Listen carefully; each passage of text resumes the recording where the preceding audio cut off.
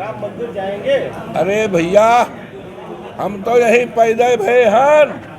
राम मंदिर हमारे रोम रोम में है। राम, प्रभु राम हमारे बाबा जो दुनिया में नहीं है, उनका नाम था राम नेवल। हमारे भाई का नाम राम अवध, हमारे मामा का नाम परशुराम। तो राम तो हमारे कण कण में है। तो इसलिए ये हम तो यही पैदा हुए हैं। हम तो पढ़ते थे तो रोजाना सीता रसोइया देखते थे, रोजाना देखते थे। हम तो रोजाना दर्शन करते भाई। राम आज के नहीं है, राम अनाज काल से है। राम किसी एक व्यक्ति के नहीं है, किसी एक पार्टी की नहीं है, किसी एक धर्म की नहीं। राम सबके लिए है। नहीं है जो मुद्दा मोदी समझते हैं कि जिस मुद्दे के सहारे उनकी गाड़ी पार होगी, मैं डंके की चोट पर जो देख रहा हूं नीचे, कि वो मुद्दा नीचे कहीं है ही नहीं। और मोदी के भाषण से भी स्पष्ट यूं हो रहा है कि अगर ये उनका ट्रम्प कार्ड होता तो हर मीटिंग में इसी ट्रम्प कार्ड को वो चलाते। उन्हें और फर्जी पॉइंट चलाने की जरूरत नहीं थी। जब उन्होंने देख लिया पहले चरण में कि ये जगह, ये स्थान, ये मंदिर चुनाव का मुद्दा नहीं बन पा रहा है, अन्य मुद्दे चल रहे हैं, तभी वो बहकी बातें कर रहे हैं। सैम पेट्रोडा ने अमेरिका में जो बात कही, वो न एक्सरे के बाहर संदर्भ में है, न मंगलसूत्र। उन्होंने कहा कि मुझे अमेरिका की एक ये प्रक्रिया बड़ी अच्छी लगी कि यहाँ पर अगर कोई व्यक्ति मरता है तो उसकी आधी संपत्ति सरकार लेके आधी संपत्ति उसके परिवार को देती है।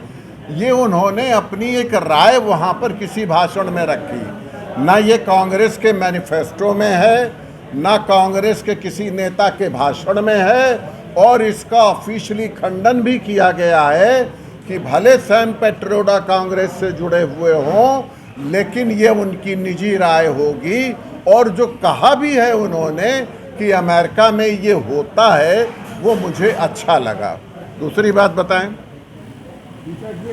देखिए, अगर आप इन सारे दलों के मैनिफेस्टो को देखेंगे तो आप देखेंगे 75% चीज़ें तो सब में कॉमन ही दिखेंगी। आज अभी अवधेश प्रसाद जी जब बोल रहे थे, समाजवादी पार्टी के मैनिफेस्टो की बात कर रहे थे, उसमें भी कर्ज माफ़ी की बात थी, उसमें भी किसानों के हित की बात थी, उसमें भी महिलाओं के हित की बात थी, उसमें भी नौजवानों के हित की बात थी। पेपर लीक नहीं होने देंगे। कांग्रेस ने उसमें एक चीज़ और जोड़ दी कि अगर किन्हीं कारणों से पेपर लीक होगा तो हम उसका मुआवजा देंगे। तो कॉमन है। और 20-25 चीज़ें अगर परसेंट बचती भी हैं तो मैं समझता हूँ हुकूमत बनाने के बाद उन सारी चीज़ों को हल कर लिया जाएगा।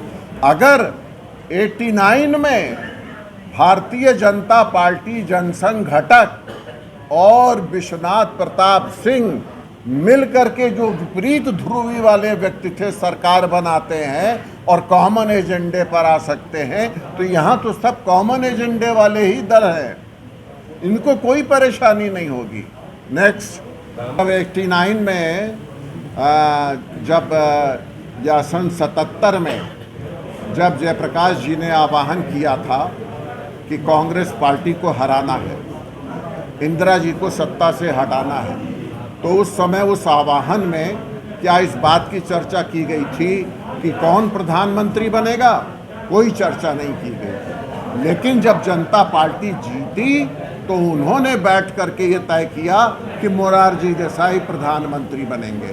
तो कोई आवश्यक नहीं है कि हम इलेक्शन के पहले ये घोषणा करें ही कि प्रधानमंत्री कौन बनेगा, मुख्यमंत्री कौन बनेगा। और हमारे लिए लक्ष्य प्रधानमंत्री पद उतना नहीं है जितना मोदी को, भारतीय जनता पार्टी को, इस देश को बचाने के लिए शिकस्त देना है।